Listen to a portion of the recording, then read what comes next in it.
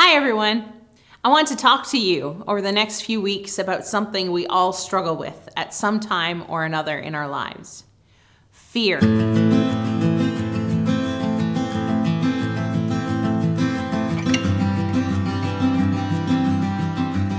We know what it is to be afraid early in our lives. Soon after birth, babies develop a fear of falling and loud noises. As we grow, those fears grow as well. Suddenly, we become afraid of strangers, afraid of the dark, afraid of being alone, afraid of falling off our bikes. As adults, we just become aware of even more things to be afraid of. Let's be honest, life can be scary sometimes. We all have things we fear in life. There is a song called "Fear is a Liar" by Zach Williams that I often find myself singing. Listen to some of the lyrics.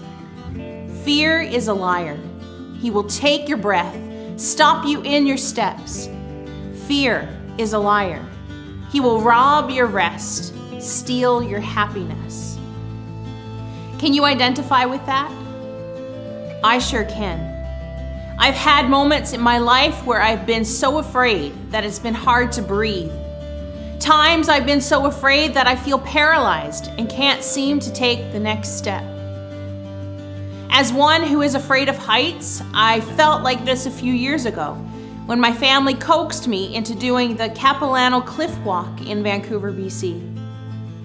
I was terrified. But that was probably not the most terrifying moments of my life. The most terrifying moments consisted of things out of my control, like sickness, death, and even these uncertain days of pandemic that we find ourselves in. The more I think about fear, the more I find the words of that song by Zach Williams to be true. Fear robs us of our rest, it steals our happiness, and it certainly lies to us.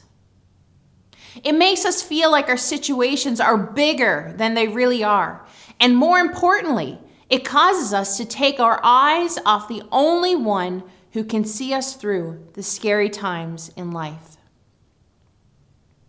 I have to confess, I am not the bravest person. I am a person who likes routine. I like the known, and I struggle with the unknown. When life's curveballs come my way, I, like a lot of you, struggle with fear.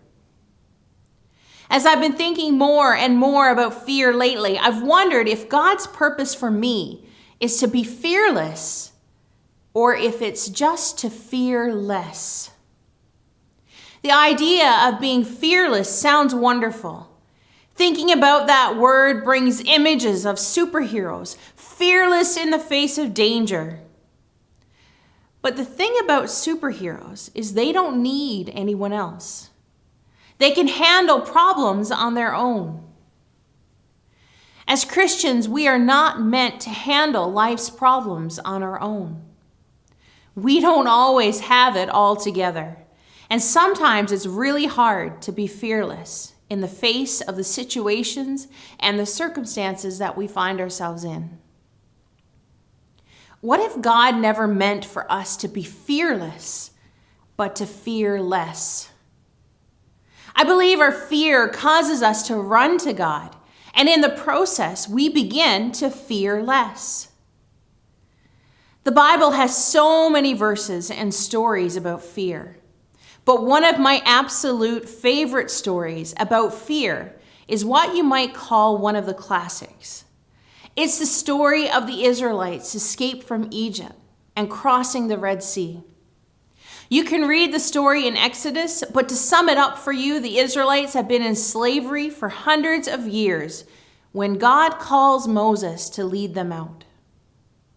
After some creative convincing on God's part by various plagues, Pharaoh finally agrees to let the Israelites go.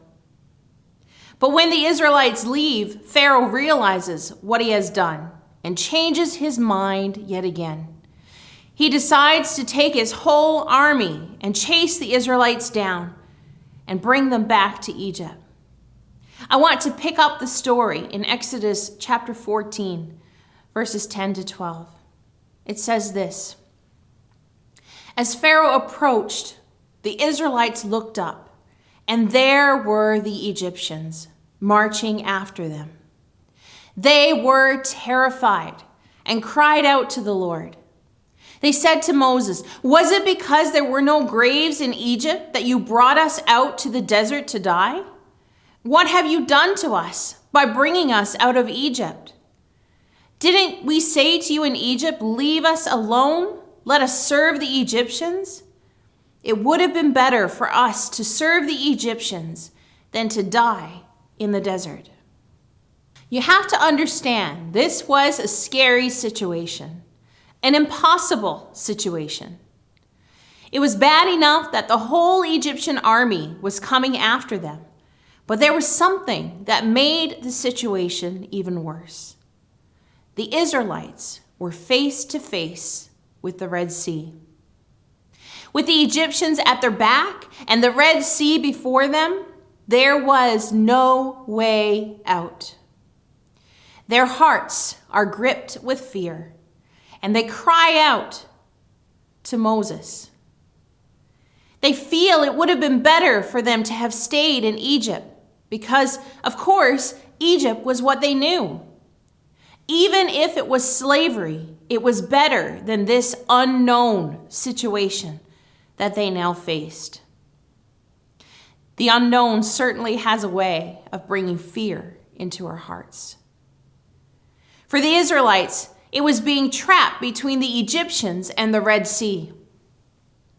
For us, it could be lack of income, sickness, life without a loved one, death.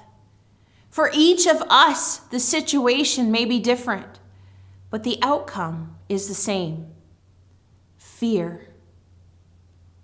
I think what I love about this passage of Scripture so much is that we see the Israelites trembling in fear, wanting to return to a life of slavery instead of face the unknown. But then there is Moses, cool-headed Moses. He is not panicked. He doesn't even appear fazed because he knows the secret. The Israelites have an unseen ally who is greater than the whole Egyptian army. As the Israelites shake in fear, verse 13 says this: Moses answered the people, "Do not be afraid. Stand firm, and you will see the deliverance the Lord will bring you today. The Egyptians you see today, you will never see again. The Lord will fight for you. You need only to be still." Now, I love both of those verses, but I especially love verse 14. The Lord will fight for you. You need only to be still. Being still in the midst of fear is hard. I don't think Moses was talking about the movement of their bodies, but the movement, or rather the panic, of their hearts. I think the Israelites were doing what many of us tend to do when fear raises its ugly head. We panic. And with panic comes a racing of the mind and the heart to work out any and every solution to the situation we face. But here is Moses, commanding the Israelites in this impossible situation with the Egyptian army at their backs and the Red Sea before them, to be still. Why? Because the Lord was on their side. Because the Lord would fight for them. Because the Lord would deliver them. Because this is where the Lord had brought them to, and he was not going to leave them now. I doubt that the Israelites in that moment became fearless. As the hoof beats of the Egyptian horses drew closer, I imagine their hearts probably beat a little faster. But I believe Moses gave them and us reason to fear less in the situations we face. These are definitely strange and unusual days. Certainly days filled with unknowns. Life is tough. Most of the time it's tough enough, but add to it the uncertainty that we all face, and there are many reasons to find ourselves face to face with fear. But God's promise to you today is that in the midst of it all, you can fear less because the Lord is in this battle with you. He will not leave you. He will not forsake you. You are not alone. Many of us know the end of the story of the Israelites in the Red Sea. Exodus chapter 14, verses 21 to 22 says this: Then Moses stretched out his hand over the sea, and all that night the Lord drove the sea back with a strong east wind and turned it into dry land. The waters were divided, and the Israelites went through the sea on dry ground, with a wall of water on their right and on their left. The Israelites found themselves in an impossible situation, one that filled their hearts with fear and caused them to be terrified about what was about to happen to them. But God's message to them was to stand still, to quiet their hearts, and to see what He was about to do for them. I don't know what impossible situation you find yourself in today, but I do know this: His message is the same for us. There will be times when our emotions start to carry us away and we start to believe the lies that fear tells us. But in those times, hear the words that are spoken to your heart. The Lord will fight for you. You need only to be still. Whatever it is you face today that threatens to fill your heart with fear is not beyond His control. He did the impossible for the Israelites, and He can do the same for you. The Lord will fight for you. You need only to be still. May God bless you.